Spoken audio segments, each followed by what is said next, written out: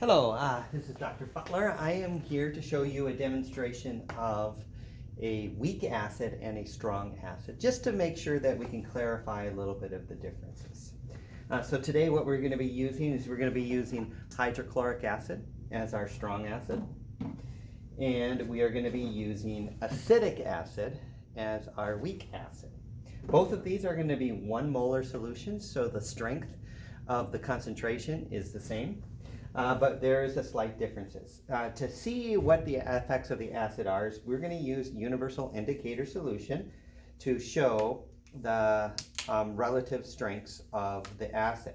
This is an indicator. The more red the indicator is, the more it will show it to be an acid. So you can see I put some universal indicator solution into hydrochloric acid and it turned very red, which is indicating that it is an acid. In the acetic acid as well, I put that in there and you can see that the indicator solution turns red. Both of these beakers are full of hydrochloric acid, and both of these beakers are full of acetic acid. Okay, we are going to use the first beaker as our control, so we can see what it looks like when it should be there, and we're going to use that.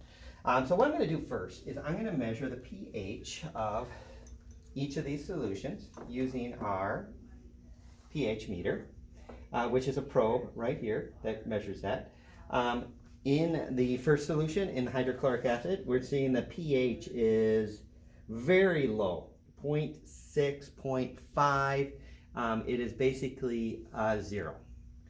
If I put the pH probe into acetic acid, it is also very low, but not quite as low. 1.3, 1. This is a weak acid, but it's a very strong concentration of 1 molar, and so the pH is very low. Low pH indicates an acid.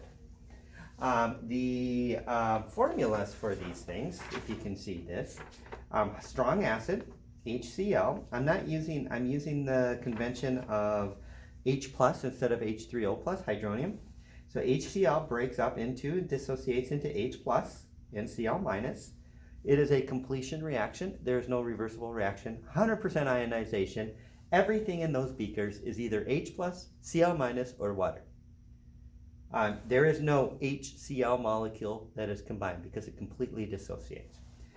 On the other hand, for acetic acid, this is the formula for acetic acid, HC2H3O2. It dissociates into H plus and the acetate ion, which is C2H3O2 minus, and you can see that it's a reversible reaction. Therefore, because it's a reversible reaction, this HC2H3O2 does dissociate, but the dissociated ions recombine, and there becomes a stable equilibrium of some sort. The equilibrium, we use Ka instead of Kc because, to indicate that this is a weak acid. The Ka value, you would have to put the concentration of H plus, the concentration of acetate ion, over the concentration of the molecule HC2H3O2, which is our acetic acid molecule. It is known that the Ka value is 1.8 times 10 to the negative 5 for this at 25 degrees Celsius, and so we're going to assume that to be the case.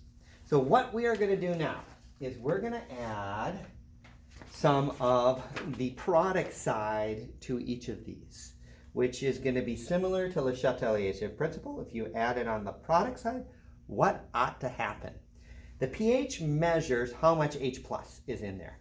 In both of these cases, there's a high concentration of H plus because both of these solutions are very red.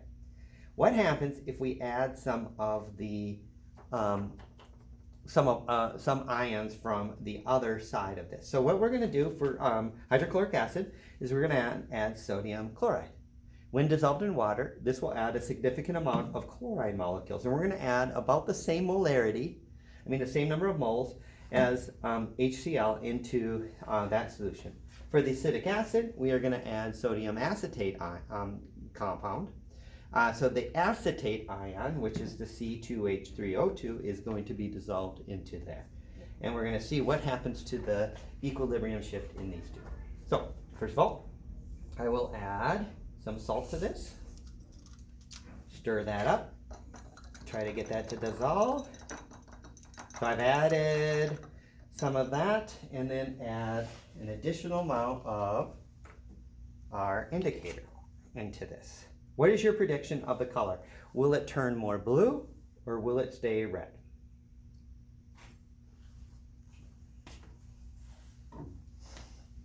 And as you can see, I didn't quite dissolve everything there, but the color is essentially the same color as that.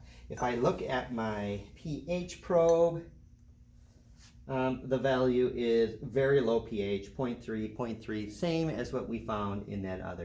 Essentially, there's no change in the pH of these, which means there's no change in the H plus concentration of these two things, which means there was no shift back to eliminating some of the H plus. All right, now we're going to do acetic acid. We're going to add some acetate ion to this right here.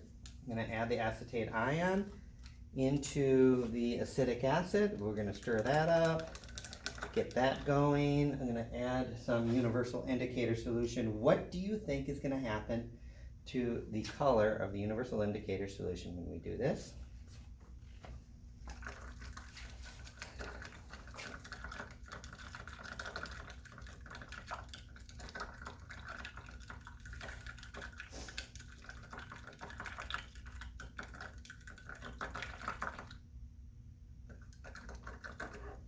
And the color is getting slightly less red. I am going to add just a bit more sodium acetate to this so that we can see if we dissolve a little bit more, what's going to happen.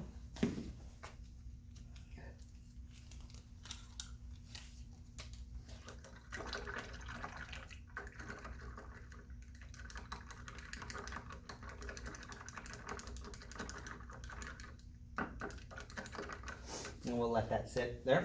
Now I'm going to measure the pH of this. So as the this thing blinked up, the pH in the regular was around 1.6.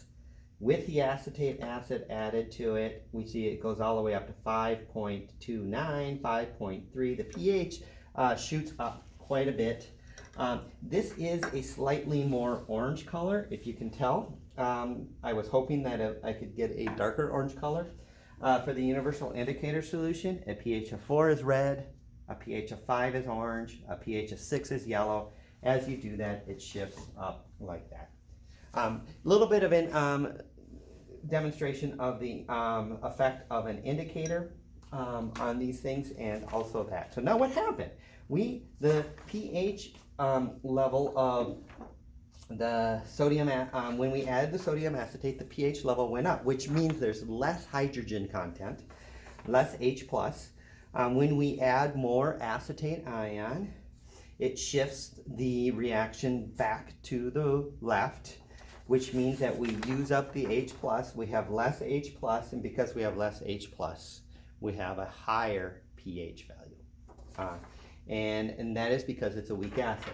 Strong acids, complete dissociation, adding the salt of the strong acid is not going to do anything. Weak acids, you will have a significant effect because of Le Chatelier's principle to do that. Now one last thing we're going to do is, I'm going to pause the video and get a little scoop, but I'm going to show you one more thing. All right, what I'm going to do is I'm going to add some sodium carbonate to each one of these things. Sodium carbonate reacts strongly with an acid. So if I add it into our first beaker, which had you can see the amount of frothing that is happening with that. And there's a significant reaction of this calcium, and it's almost going to overflow. Maybe it is going to overflow, and I'm going to have to clean up this mess. Crazy. And you can see that the color is going away. Yep, I'm overflowing. I am going to have to clean this up. Be careful. Don't touch the counters because now they have some acid on it. So I'm going to add some sodium carbonate to the second one, which I added the salt to it, the frothing amount. And you can see that it is essentially the same as the other one. I will also add it to our acetic acid, which just the universal indicator solution on it.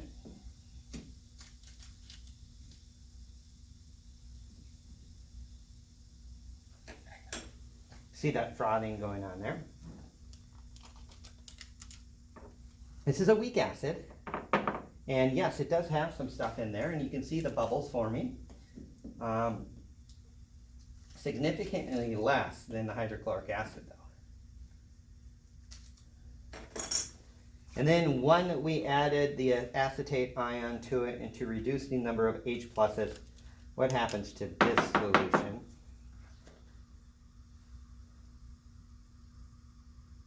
And you can see that acetic acid, yes, it has a significant amount of H plus ions in there, reacts strongly with the calcium carbonate.